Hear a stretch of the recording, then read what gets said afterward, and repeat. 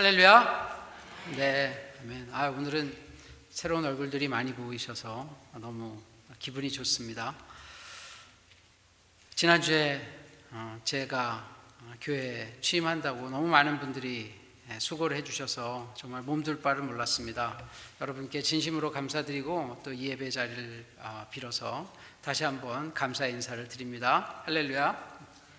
여러분께도 감사를 드립니다. 네, 오늘은 너무나 잘 알려진 스토리입니다. 마태복음 2장 우리가 함께 보려고 합니다. 마태복음 2장은 크게 이제 세 개의 스토리로 나뉘는데요. 우리 오늘 읽은 스토리는 교회를 안 다닌 분들도 다 아는 동방박사 이야기입니다. 그래서 12절까지는 이제 예수님께서 태어나셔서 이를 경배하러 온 동방박사 이야기이고요. 13절부터 18절까지는 예수님이 그 헤롯 왕의 박해를 피해서 애굽으로 피신 간 스토리, 그다음에 19절부터 23절까지는 애굽으로부터 다시 이스라엘 땅 나사렛으로 돌아온 그 스토리입니다. 그래서 오늘은 이 12절까지만 함께 보려고 합니다. 그래서 1절에 우리 함께 읽어보시겠습니다. 1절이 제일 중요하거든요. 우리 함께 보시겠습니다. 헤롯 왕 때에 예수께서 유대 베들레헴에서 나심에 동방으로부터 박사들이 예루살렘에 이르러 말하되, 너무 잘 아시는 이야기입니다. 여기에 지금 등장인물이 세 명이 나타납니다. 첫 번째는 헤롯 왕 나타나고요. 그 다음에 당연히 주인공이신 예수님 나타나시고, 그 다음에 동방박사 이렇게 나타납니다. 우리는 이 스토리를 너무 잘 알지 않습니까? 헤롯 왕은 그 당시에 별로 예수님 사역에 도움이 안 되는 왕이고, 동방박사는 예수님께 경배하러 왔고, 예수님은 당연히 우리에게 구세주로 오신 분이다, 이렇게 잘 알고 있지 않습니까? 근데 이 스토리 하나 조금씩 들어가 보면 좀 더 재미난 스토리가 많이 있습니다. 그래서 오늘은 그 이야기를 조금 함께 파헤쳐 보려고 합니다. 이 헤롯 왕은 이제 영어로 헤롯 더 그레이트, 헤롯 대왕이라고 하죠. 헤롯은 이 가계가 있습니다. 이제 제일 먼저는 이 헤롯의 아버지 헤롯 안티파터가 이 로마를 등에 업고 먼저 이 왕이라는 칭호를 받고 처음으로 등장을 합니다. 그리고 나서 그 아들이 헤롯 대왕인데, 이 헤롯 대왕은 큰 일을 많이 했기 때문에 이름을 붙였습니다. 그리고 분봉왕이 아니라 정식으로 이제 왕으로 칭호를 로마에서 받게 되죠. 이 신구약 중간기에 이 헤롯 대왕이 큰 일을 합니다. 실제 보면 이 가이사랴라는 이 항구 도시를 만들죠. 우리가 이제 사도행전에 가보면 가이사랴라는 곳이 굉장히 중요한 역할을 합니다. 그 선교의 전진기지로서 역할합니다. 원형 경기장도 만들고, 잘 아시겠지만 그 무너졌던 궁궐도 재건해서 AD 68년에 궁궐도 재건합니다. 물론 그 뒤에 로마에서 불탔지만, 그래서 세 번째 궁궐을 성전을 재건하게 되죠. 그러나 기본적으로 이 헤롯에게는 문제점이 많았습니다. 왜냐하면 이 왕위를 그 전에 있던 유대의 하스몬 왕가를 침탈하면서 왕위를 로마하고 협잡해서 뺏은 것이거든요. 그러니까 정통성이 사실은 없는 겁니다.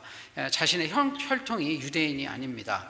이 사람은 그 이두메, 예전의 이름 에돔이죠. 에돔의 후손이 이제 이두메라고 이 남쪽에 있는데, 이두메 지방 출신입니다.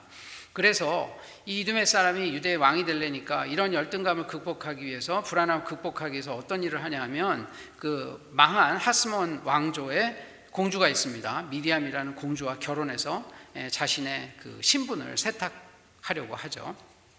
그리고 이렇게 건축 공사를 많이 한 것도 자신이 갖고 있는 단점을 보완하는 것도 있고, 또 하나는 이 로마에 잘 보이기 위해서, 이 가이사랴가 그 시저라는 말에 그 당시에 우리나라는 이제 음차하면서 붙인 것이거든요. 그래서 가이사랴 시저, 카이저, 그 이름을 붙여서 그 도시를 만들어서 사실은 이제 봉헌을 한 거죠, 로마에다가. 그리고 유대인에게 잘 보이기 위해서는 성전을 지은 겁니다.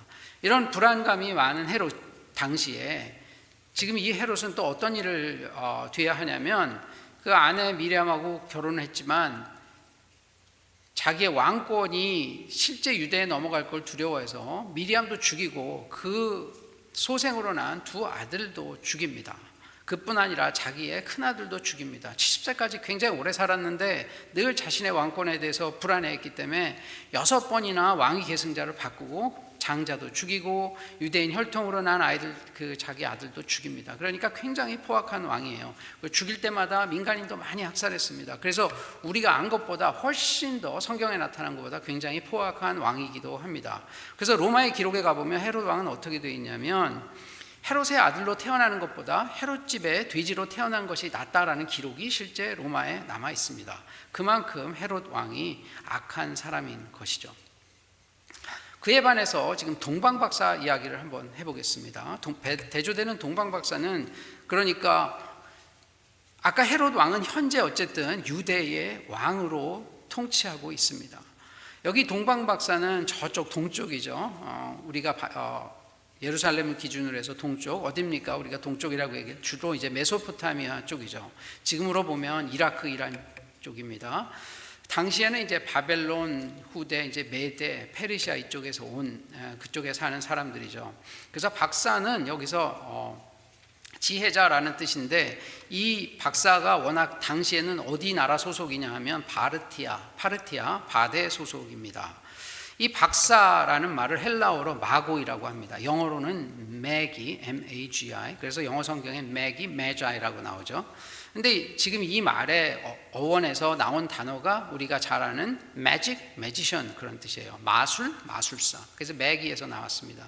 그러나 여기에는 이런 마술사라는 뜻도 있지만 또 하나는 어떤 행정관이라는 뜻도 포함을 하고 있어요. 그래서 여러분 우리가 스피딩하다 딱지태면 가가지고 재판받는데 약식 재판 받을 때 나오는 사람 뭐라 그러죠? 매지스트레이트라 그러죠. 그 앞에 매지도 같은 의미에서 나온 의미입니다. 그래서 이 지금 여기서 박사라고 하는 의미는 굉장히 당시에는 복합적인 의미를 갖고 있어요. 어떤 거냐면 이제 그 다니엘에 나와 있는 꿈을 해석하는 사람, 마술사, 그 다음에 별을 보고 점을 치는 점성술사, 실제적으로 천문학자이기도 하고 예언자이기도 합니다.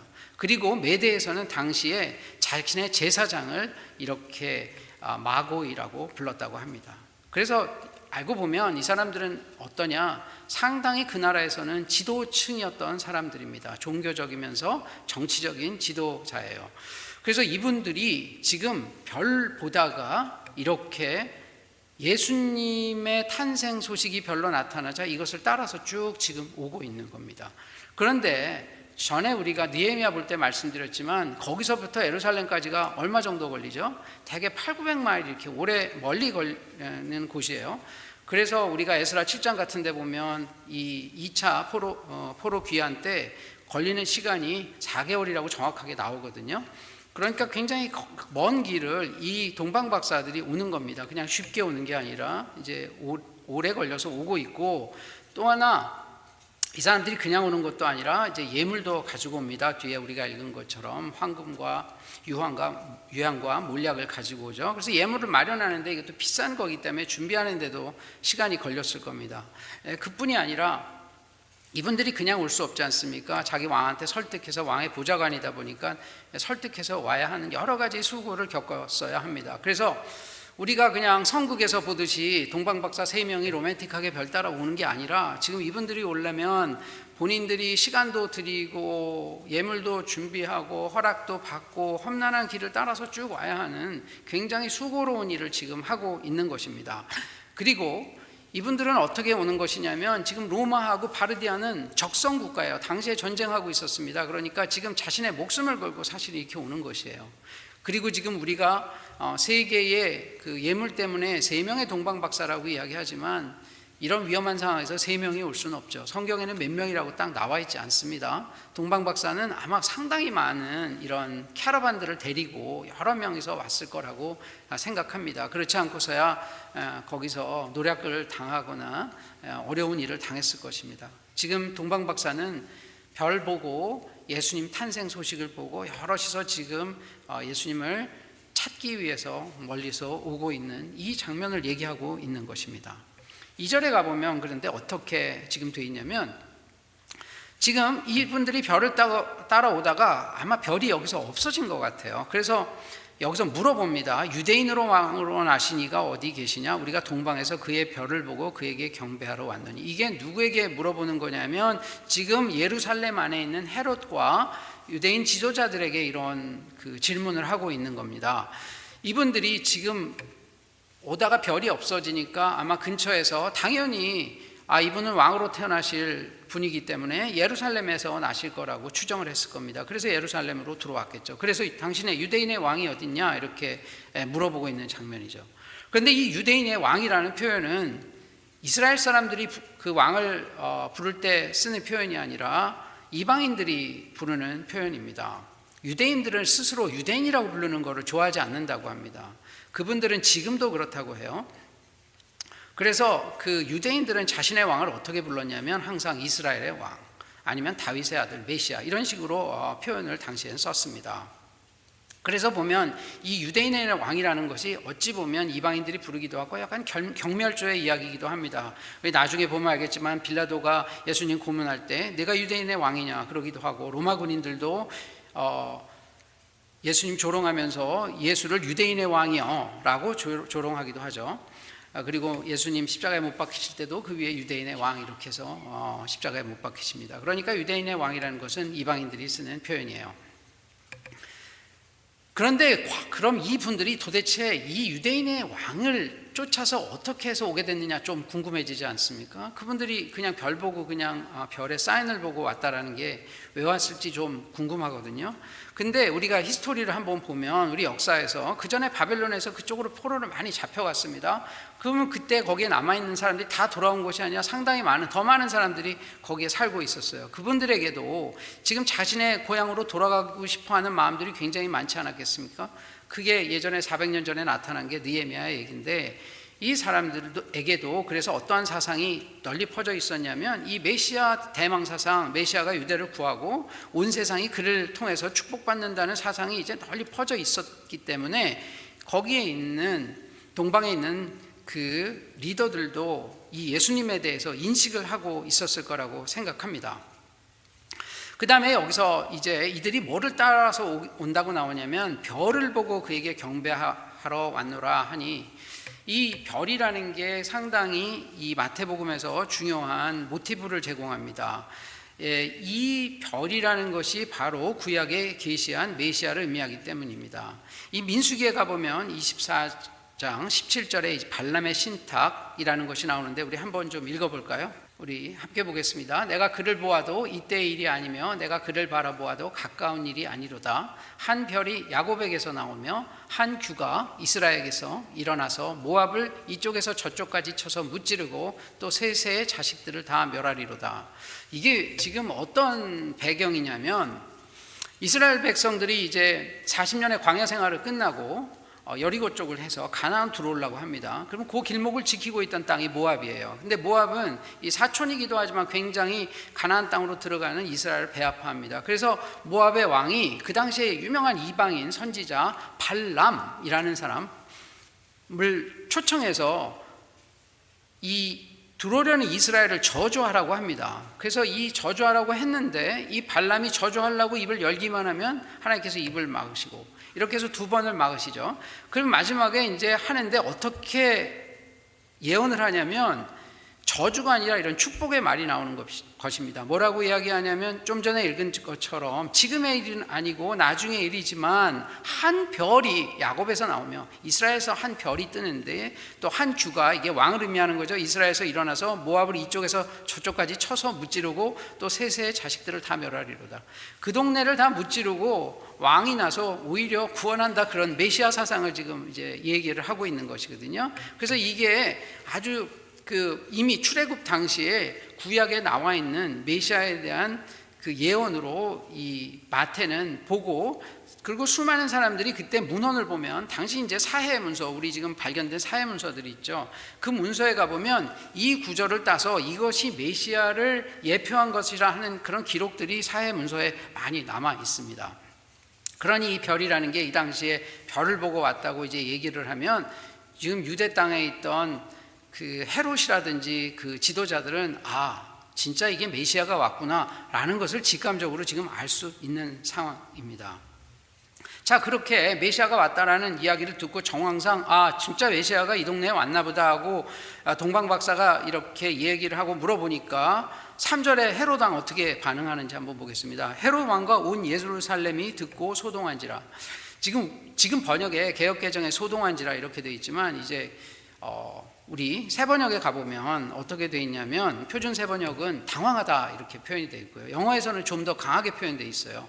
메시지 성경 같은 데는 terrified, 공포에 떨다.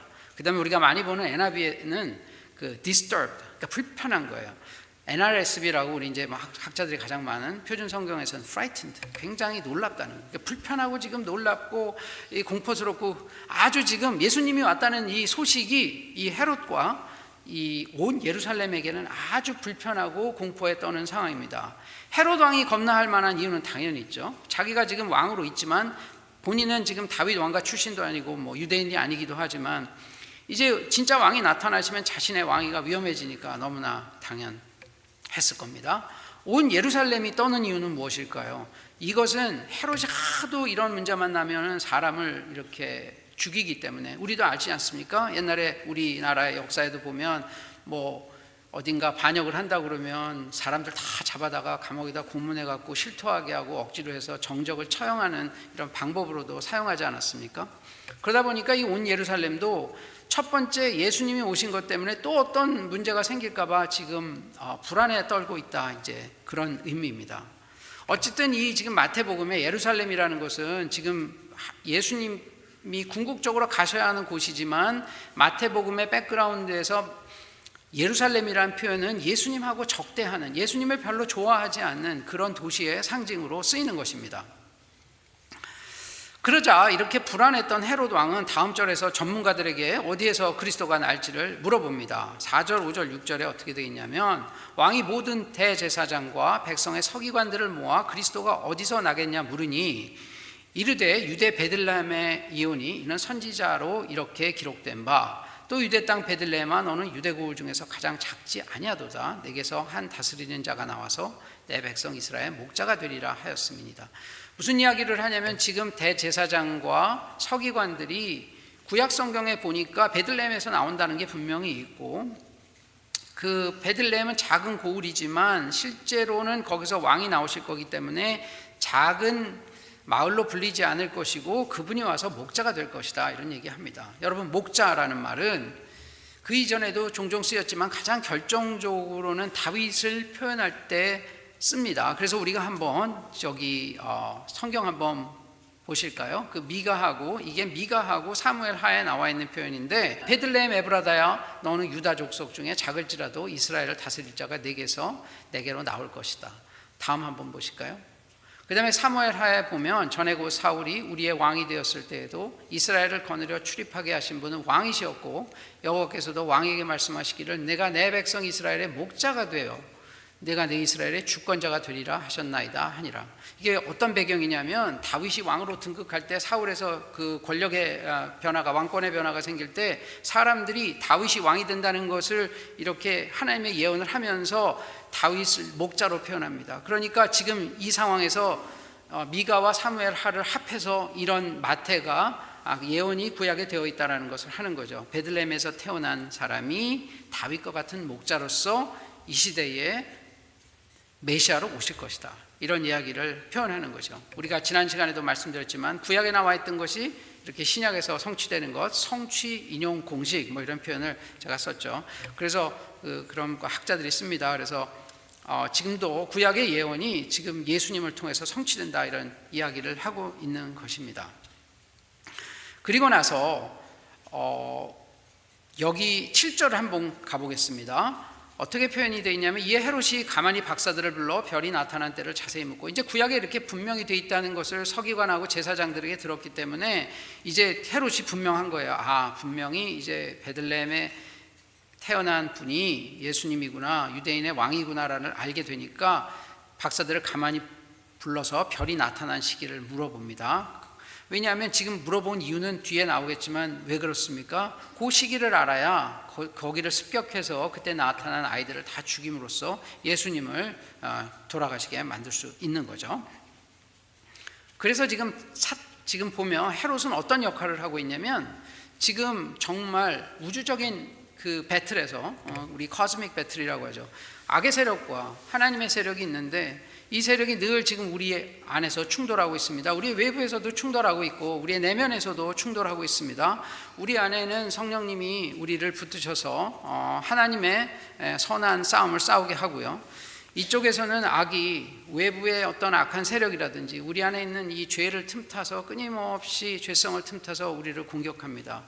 어쨌든 지금 이 헤롯이라는 왕은 사탄이 지금 이 세상에 나타난 하나의 커다란 상징으로서 여기서는 사용이 되는 거죠. 지금 어떤 거냐면 하나님이 예수님으로 오셨기 때문에 이 예수님의 앞으로의 구원 사역을 방해하기 위해서 사탄이 예수님을 죽이려는 지금 계략에 있는 것입니다. 그래서 이렇게 세세히 묻게 되죠. 8절에 가보면 베들레헴에 보내서 가서 악에 대해서 자세히 알아보고 찾거든 내게 고하여 나도 가서 그에게 경배하게 하라. 그런데 이게 경배하게 하기 위해서 물어본 게 아니죠. 뒤에 가보면 베들레헴, 다음 주에 보겠지만 2살 이하의 아이들을 다 죽이라고 합니다. 지금 음모를 꾀하고 있는 거죠. 고린도후서에서는 그래서 어떤 표현이 있냐면 사탄이 때로는 광명의 천사로 위장해서 사람들에게 다가온다고 합니다. 지금 이 시절까지는 동방박사들도 헤롯이 어떻다고 생각합니까? 경건한 사람이다 라고 생각할 수밖에 없어요. 왜냐하면 베들레헴 가라는 것도 가르쳐 줬고 그 다음에 찾아보거든 알려달라, 자기도 가서 경배하겠다고 이야기하기 때문입니다. 자, 그 다음에 9절에 가보겠습니다. 그래서 박사들이 왕의 말을 듣고 갈새 동방에서 보던 그 별이 문득 앞서 인도하여 가다가 악이 있는 곳 위에 머물러 서 있는지라, 이렇게 되어 있습니다. 잘 보면 아까 말씀드린 대로 중간에 별이 살짝 한번 없어졌던 것 같아요. 근데 여기서는 다시 났습니다. 그 별이 문득 갑자기 다시 나타나서 앞서 인도하여 가다가 악이 있는 곳 위에 머물러 서 있는지라, 이렇게 되어 있습니다. 그러니까 이 별이 아까 말한 것처럼 이 메시아를 가리키는데, 메시아를 가리키는 이 별이 지금 베들레헴의 그 요셉의 집에 이렇게 멎어 있는 것을 보는 거죠. 그래서 여기서 그 다음 절에 가보면 한번 보겠습니다. 그들이 별을 보고 매우 크게 기뻐하더라, 이렇게 되어 있습니다. 지금 보면 마태복음에서는 목자 이야기가 나오지 않습니다. 목자 이야기는 누가복음에 나옵니다. 그래서 여기에 보면 예수님을 만났던, 가족이 아닌 사람들 중에 예수님을 만났던 첫 번째 사람이 누가 됩니까? 이방인입니다. 외부인이에요. 참 놀랍지 않습니까? 그리고 예수님을 만나서 기뻐한 사람이 누굽니까? 이방인이고 외부인이에요. 지금 예루살렘에서 베들레헴까지는 불과 8km 정도밖에 안 됩니다. 당시에 아무리 험지라도 걸어서 2시간이면 가는 거리예요. 그러면 지금 만약에 아까 말했던 제사장과 서기관들도, 헤롯은 자기가 왕권이 빼앗길 위기에 처했으니까 불편해서 안 갈 수 있다고 치지만, 대제사장과 서기관들은 얼마든지 동방박사를 따라갈 수도 있었고, 안 그러면 동방박사 간 다음에도 따라서 예수님 경배하러 갈 수 있었어요. 본인들이 지금 앞뒤 상황을 잘 보면 메시아가 왔다는 건 분명한데 지금 의도적으로 안 따라가는 겁니다. 왜 그랬을까요? 한번 생각을 해보세요. 이분들은 그 당시 유대의 종교적일 뿐 아니라 정치적인 지도층이에요. 유대 왕이라고 헤롯이 있지만 실제 국민들이, 백성들이 따르는 지도자는 제사장이나 서기관들이에요. 서기관은 요즘 성경 번역에는 율법 교사 이렇게 표현합니다. 서기관이라는 게 이제 성경을 필사하고 성경을 가르치는 일을 하는 직업이죠. 지금으로 보면 랍비입니다. 당시에 이제 여러 가지 일을 했는데 대학 교수와 그런 그 성경에 대한 정통한 해석을 하는 율법학자, 사법적인 그런 권리까지 갖고 있던 분들이죠. 그러면 이런 사람들이 지금 누구보다 예수님이 오셨다는 것을 정확하게 알았겠죠. 제사장과 서기관들이. 그럼에도 불구하고 이 사람들은 지금 안 따라갑니다. 왜 그랬냐면 이분들은 만약에 예수님이 진짜 왕이에요. 지금 우리는 나중에 후향적으로, 우리가 이제 이미 우린 벌어진 일을 다 아니까 메시아가 어떤 의미로 왔다는 걸 알죠. 그분이 정치적 메시아로 오신 게 아니라 전 인류를 구원하시기 위해서 오셨다는 걸 알지만, 그 당시에 그 사람들이 바라봤을 때 메시아상은 그런 영적인 메시아도 가능하지만 정치적인 메시아로서의 그들이 기대하는 어떤 것이 있었습니다. 정말 그분이 오셔서 유대왕이 바뀌면 어떤 일이 벌어진다고 생각했냐면, 정권이 바뀌고 예루살렘이 다시 수도가 되고 율법이 실제 국가를 다스리는 법으로 되는 유대인들이 생각하는 이상향적인 나라가 세워진다고 생각했을 거예요. 그러면 이런 나라가 생긴다고 해서 다 이렇게 정치적인 제도가 바뀌면 자기들이 유리할까요? 불리할까요? 불리할 수 있어요. 왜냐하면 지금 63년에 로마가 유대를 점령하고 그 63년 사이에 제사장이 10번 바뀌거든요. 대제사장은 종신직입니다. 10번 바뀌었다는 무슨 얘기냐면 지금 정치인들과 타협해서 끊임없이 불의와 불법을 행하고 있는 거예요. 결탁한 겁니다, 지금. 그러니까 본인들이 만약에 왕이 바뀌거나 리더십이 바뀌면 본인들은 잡을 잃을 수도 있는 것이고 리더십을 잃을 수 있는 상황이에요. 그러니까 이분들은 예수님 오시는 게 겉으로는 좀 아마 마음 안에서 조금 있었을지 몰라요. 현실적인 이해관계와 기득권 때문에 예수님 오시는 거 그닥 지금 반갑지 않은 상황입니다. 농담으로 그런 얘기하죠. 예수님 오시면 누가 제일 빨리 잡을 잃을까요? 1번이 아마 교황일 거고요. 아마 2번째는 비숍일 거고 목사님들도 잡을 많이 잃을 거예요. 왜냐하면 사람들이 예수님을 요즘 같은 브로드캐스트 시대에 예수님이 설교하면 다 그거 듣고 있겠죠. 그러니까 기득권이 있다라는 것은 그 당시에 여러 가지 정황이 진짜 예수님이 나타나도 따라가기 어렵다. 이제 그런 지금 배경이 여 안에 들어 있는 것입니다. 그것과 정말 상관없는 이 동방 박사들은 이렇게 스스럼 없이 그 별 하나 보고 순수한 마음으로 예수님이 경배하러 오는 거죠. 어쩌면 이 말, 메자이라고 하는 것이 우리가 번역할 때 지혜자라고도 번역하는데 이분들에게 진짜 지혜가 있었다는 것 같습니다. 11절에 우리 가보겠습니다. 그래서 이제 동방 박사가 어떻게 하냐면 11절에 이제 집에 들어가 아기와 마리아에게 경배하고 보배압을 열어 황금과 유약과 몰약을 예물로 드리니라. 자, 여기 지금 들어가서 아기라고 되어 있는데 우리는 아기 그러면 이제 그냥 10몇 살 이하가 다 아기일 수 있어요. 그런데 여기서는 영어에서는 베이비하고 차일드를 구분하죠. 그래서 여기서는 영어로 보면 차일드를 썼습니다. 이게 무슨 이야기냐면 지금 예수님이 태어나시고 조금 시간이 걸렸다는 뜻이에요. 아까 말씀드린 대로 별을 보고 동방 박사가 쭉 오는데 학자들은 시간이 상당히 걸렸을 거라고 생각해요. 적어도 4개월, 좀 그다음에 뭐 왕하고 허가받고 하는 시간까지 하면 1년 넘게 걸렸을 거다라고 생각을 하죠. 그러니까 지금 우리가 그냥 크리스마스 스토리에 나와 있는 동방 박사와 다른 것은 예수님 태어날 때 동방 박사 딱 도착한 게 아니라 그것도 3명이 아니고 여러 명이 온 것이고 지금 온 시기도 예수님이 조금 어느 정도 1년 정도는 지난 그 시기에 이제 왔다라는 것이죠. 그래서 그 앞에서 아기에게 예수님께 경배를 하고 3가지 예물을 드립니다. 황금과 유약과 유향과 몰약을 예물로 드리는데 이게 굉장히 오랫동안 이게 무엇이냐, 무엇을 상징하느냐에 대해서 많은 성경에 대한 해석이 있습니다. 그 중에 그냥 가장 그래도 믿을 만한 우리의 해석은 어떻게 보냐면 이 황금은 왕권을 의미하죠. 이제 보통 왕들도 그 왕관에 이게 금으로 두르지 않습니까? 그래서 황금은 왕권을 의미하고 유향은 예수님의 신성을 의미한다고 합니다. 우리가 보통 그 제사할 때 이런 인센스 유향을 태우죠. 근데 유향이 굉장히 비싼 겁니다. 그래서 이것을 향수로 쓸 수도 있고 제사 드릴 때 쓸 수도 있기 때문에 이것은 예수님의 이제 신성을 의미하는 것이고요. 이 몰약도 굉장히 비싼 향료인데 영어로 MYRRH, more라고 발음하죠. 저도 발음 잘 못하지만 어쨌든 이것은 이제 보통 사람들이 죽으면 이제 세마포로 감싼 다음에 썩지 않도록 이렇게 바르는 그런 약품이죠. 그리고 이게 또는 향수로도 사용됐습니다. 이 3가지가 다 아주 비싼 물품입니다. 근데 우리가 몰약이 죽은 사체가 썩는 것을 방지하기 위해서 사용했기 때문에 예수님의 죽음과 부활을 의미한다 이렇게도 이야기하지만 여기에는 또 그 말 안에 내포되어 있는 예수님의 죽음을 의미하기도 합니다. 이게 MYRH라는 단어가 히브리어는 모를 해요. MOR. 그래서 이게 모리아산을 마운트 모라고 한답니다. 옛날에. 그래서 모리아산, 그 모리아산이 어떤 산입니까? 아브라함이 이삭을 희생시키기 위해서 데리고 갔던 산이죠. 그리고 그 자리에 솔로몬 성전이 세워졌고 또 한참 지나서는 예수님의 십자가가 모리아산에 세워져 있습니다.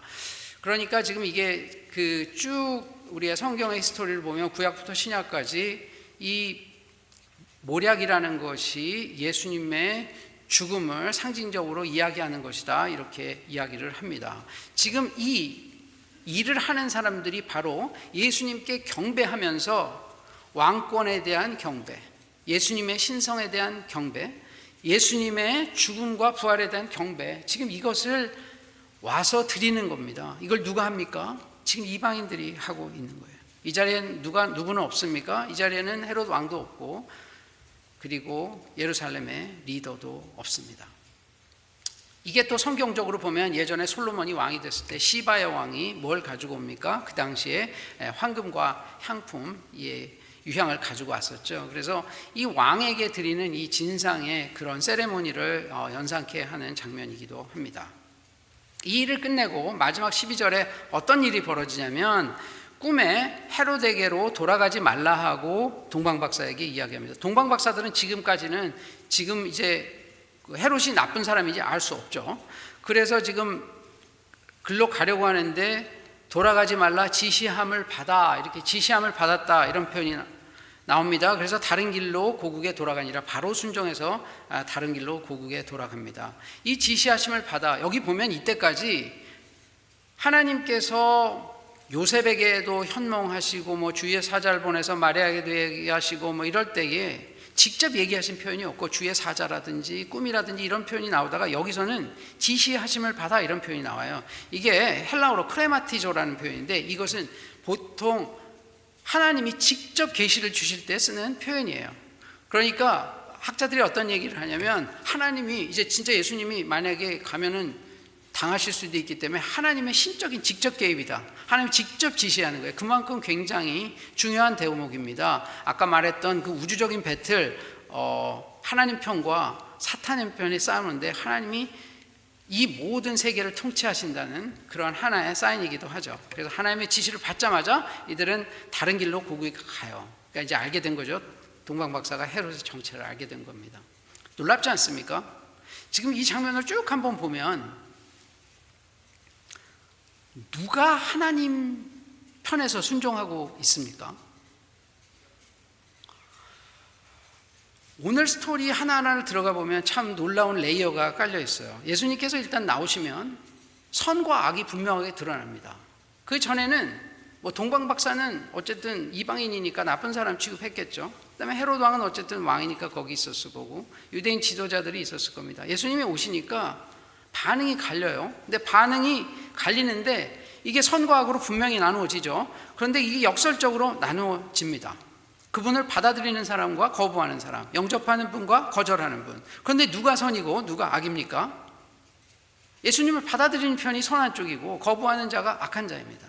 우리가 갖고 있는 기존 관념에 구약에는 악한 자가 유대인입니까? 이방인입니까? 당연히 이방인이 악한 자예요. 여기서는 동방박사가 악역이어야 합니다. 그럼 선한 자는 누구여야 합니까? 유대인 제사장들과 서기관들이어야 합니다. 그런데 예수님이 실제 나타나니까 어떤 일이 벌어졌습니까? 정반대의 일이 벌어졌습니다. 예수님을 첫 번째 인식한 사람도 이방인이고 예수님 경배하러 온 사람도 이방인이고 마지막에 예수님에게 순종한 사람도 이방인이에요. 그리고 예수님 누구를 통해서, 하나님 누구를 통해서 이야기하십니까? 이방인 통해서 이야기해요. 헤롯에게 이야기했다, 제사장에게 이야기했다, 서기관에게 이야기했다라는 게 없어요. 꿈에도 안 나타나시고 주의 사저도 안 보내시고 직접 말씀하시지도 않습니다. 우리가 생각했던 거와 예수님이 직접 오셨을 때는 정반대의 일이 지금 역사에도 벌어졌습니다. 우리가 지금 이것을 보면서 첫 번째 메시지는 뭐냐면, 이제 제가 마태복음 시작하면서 첫 번째 드렸던 말씀, 마태복음은 예수님을 통한 새로운 창세기라고 말씀드렸죠. 그전에는 하나님께서 이스라엘 백성을 통해서 그들을 구원의 대표로 쓰셔서 세상을 복음화시키려고 했었다면 이제는 그것이 무너지고 이제는 인종적이고 종족적인 이스라엘이 아니라 예수 그리스도를 믿는 새로운 이스라엘을 만드시어 가는 지금 장면입니다. 그 안에 제일 먼저 쓰시기 시작한 게 유대인이 아니라 이방인을 써서 새로운 이런 나라를 만들어 가신다는 것을 지금 이야기하고 계시는 거예요. 그러니까 지금 만들어진 새로운 예수 그리스도를 머리로 하는, 지금 우리는 그것을 뭐라고 부릅니까? 크리스찬, 기독교. 새로운 킹덤 오브 갓, 하나님의 나라에는 이방인들이 기존에 있던 종교에 익숙한 사람들보다 더 하나님한테 쓰임을 받는 그런 시대가 열렸다는 것을 지금 먼저 이야기하는 것입니다. 또 하나는 우리가 종교에 물들어 있어서 그동안 하나님에 대해서 늘 이야기하고 공부하고 하는 그런 사람을 하나님이 쓰시는 것이 아니라 하나님 안에 이 메시아에 대한 갈망이 있는 사람, 진짜 우리가 구세주를 만나겠다는 그 마음이 있는 사람을 들어서 하나님께서 그 나라를 만들어 가신다는 이야기입니다. 즉 이방인이라도 예수님을 받아들이면 하나님 나라의 백성이 될 뿐 아니라 그들을 리더로 세우셔서 새로운 나라를 만들어 가신다는 거죠. 우리 한번 당시를 생각을 해보겠습니다. 헤롯은 악의 화신이니까 자신의 정체가 드러나고 소멸될까 봐 그랬겠죠. 유대 지도자들은 왜 그랬을까요? 이분들은 실제 날마다 하나님 말씀 보고 또 기도도 하고 그랬지만 자기 눈앞에 있는 기득권이 있기 때문에 지금 예수님이 직접 오시더라도 여기에 대해서 관심 가질 겨를이 없습니다.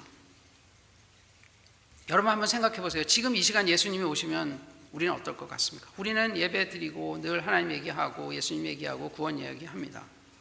그러나 여러분, 우리에게도 지금 이 종교 지도자들과 같은 그러한 마음이 없을 거라고 자신하십니까? 하나님은 어떤 사람을 쓰시고 어떤 사람에게 나타나시냐면 자신을 끊임없이 찾는 자.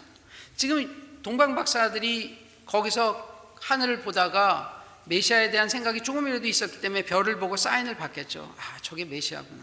하나님 그들의 마음에 주셨을 겁니다. 내 자리를 떠나라. 놀랍게 성경에는 잘 보면 이렇게 하나님에 대한 갈망이 있는 사람을 통해서 하나님의 역사를 이루어 가십니다. 이들에게는 선입견이 없는 믿음이 있었고 순종하라고 명령하실 때 떠날 수 있는 용기가 있었습니다. 이들에게 믿음과 용기가 있었기 때문에 이들에게 비록 이방인이었지만 이들에게 말씀을 주셨을 때 이들은 그 900마일이라는 먼 길을 떠나서 예루살렘까지 올 수 있었습니다. 그런데 아까 다시 말씀드린 대로 이들이 오는 길이 그렇게 만만치 않았습니다.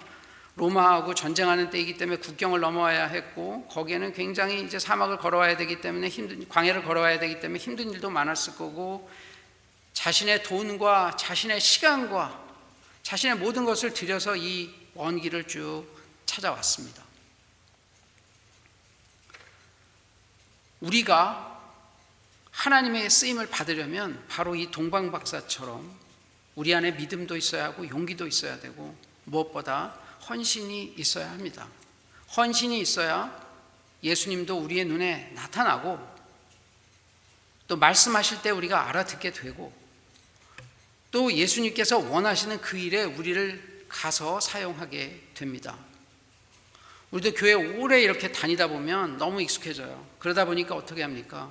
마지못해서 주일에 잠시 교회 나오고 끝나기가 무섭게 집에 가고 교회에서 잠깐 봉사하는 것도 아까워하고 또 봉사하면은 꽤 자랑하고 싶어 합니다. 그리고 여러분, 여기서 정말 동방박사들이 드린 3가지 예물처럼 여러분도 정말 마음에서 우러나와서 깊은 마음으로 주님께 정성을 다해서 헌신하십니까? 교회 오래 다니시면서 심지어 헌금 안 하신 분도 계셔요. 많이 하는 거는 선택의 문제지만 하고 안 하는 거는 다른 문제예요. 적더라도 우리는 하나님께 드리는 것에 대해서 아까워하거나 하면 안 됩니다. 우리가 하나님께 최선을 다해서 드릴 때 하나님께서 우리 눈에 나타나실 거라고 저는 믿습니다. 우리가 어느 순간부터 기독교를 잘못 이해하고 있어요. 어디서부터 그렇게 잘못된 신앙과 믿음이 왔는지 모르겠지만 그리스도인이라고 하는 것은 주님을 찾고 만나고 그 안에서 자라기 위해서 자신을 가지고 있는 최선을 드리는 사람이어야 합니다. 너무너무 편하게 신앙생활 하시는 분들이 계셔요. 성경의 나태함은 죄라고 이야기합니다. 여러분과 저에게 하나님을 만나고 기쁘게 해드리려는 이 마음이 더 간절해지기를 주님의 이름으로 축원합니다. 우리가 만약에 그렇지 않다면 우리도 예루살렘에 살고 있던 대제사장이나 서기관일 수 있다는 것을 기억하시기 바랍니다. 나는 집사가 아니고, 나는 권사도 아니야, 난 장로도 아니고, 나는 목사도 아닌데 뭐 그렇게까지 할 필요 있겠어라고 하는 분들께 말씀드리고 싶어요. 예수님 오신 후에는 예수님 믿는 모든 사람들이 동일한 제사장이고 왕이고 선지자입니다. 우리가 만일 계속 이렇게 나태한 마음가짐으로 신앙생활을 한다면 예수님이 재림하실 때 보이지 않을 거예요. 우리가 예수님을 정말 다시 알기 위해서는, 다시 우리 안에 있는 예수님을 찾기 위해서는 우리는 옛날에 그 예수님 알기 전에, 아니면 우리가 정말 예수님 깊게 알기 이전에 그 어렵고 힘들고 예수님을 갈망했던 그 마음으로 다시 돌아가야 합니다. 그러기 위해서 우리는 끊임없이 낮은 자리로 가려는 노력을 해야 합니다. 어제 제가 미션 아가페에 가서 그 사역을 보고 왔는데, 그 홈리스들을 사역하는데 정말 그 십몇 년 동안 어마어마한 일을 이루셨어요. 그 리더가 우리 교회 교인이라는 게 저는 너무너무나 자랑스러웠어요. 우리가 정말 아프고 힘들고 소외받은 사람들을 한 명이라도 더 챙길 때 우리 안에 그런 낮은 마음이 더 생기고 예수님을 더 갈망하는 우리의 그 옛날 생각이 더 날 줄 믿어요. 여러분 한번 생각해 보십시오. 여러분 다 이민자 아니십니까? 이민 오시기 전에 얼마나 힘드셨어요. 처음 왔을 때. 다 부유한 사람은 몇 없었을 거예요. 다 가난하시고 힘들고 영어도 안 통하고 가족들도 소통도 잘 안 되고, 이 어려웠을 때 그 험불한 마음으로 돌아가려면 지금 그런 상황에 있는 수많은 사람들을 돌봄으로 우리 안에 그 마음이 다시 생겨야 합니다. 그럴 때 예수님에 대한 갈망이 생겨요. 저는 이것을 하나님에 대한 감수성, 하나님에 대한 센시티비티라고 말씀드리고 싶어요. 우리는 어느 순간에 무감각해져 있습니다. 영어로 desensitization이라고 그래요. 무감각해져 있어요. 우리의 무감각해진 하나님에 대한 감수성을 다시 되돌리기 위해서는 우리는 다시 낮고 어렵고 힘든 자들을 돌보는 낮은 자리로 가야 합니다. 그래서 그분을 위해서 위험도 감수하고 시간도 쓰고 물질도 최선을 다하는 바로 예수님 시대에 동방의 현자 같은 신실한 성도가 되어야 합니다. 여러분, 세상은 어차피 한 번 삽니다. 기회가 여러 번 없어요. 이번 한 번이에요. 그리고 알고 보면 하나님 우리에게 인생의 승부처를 동일하게 주셨어요. 그 승부처는 예수님과 하는 승부입니다. 육적으로 누구와 경쟁하는 게 아니에요. 예수님 깊게 만나서 예수님하고 얼마나 오랫동안 잘 지내고 헌신해서 최선을 다하느냐, 그것으로 분명히 우리의 영생이 퀄리티 오브 라이프가 결정이 된다고 여러 군데서 말씀하고 계십니다. 이 땅에 오신 예수 그리스도의 탄생 스토리에 이기도였던 동방 박사의 이름이 맨 위에 오른 것처럼 우리의 인생도 이러한 주님에 대한 갈망과 헌신으로 다시 오실 주님 나라에 깊이 새겨지게 되시길 주님의 이름으로 축원합니다.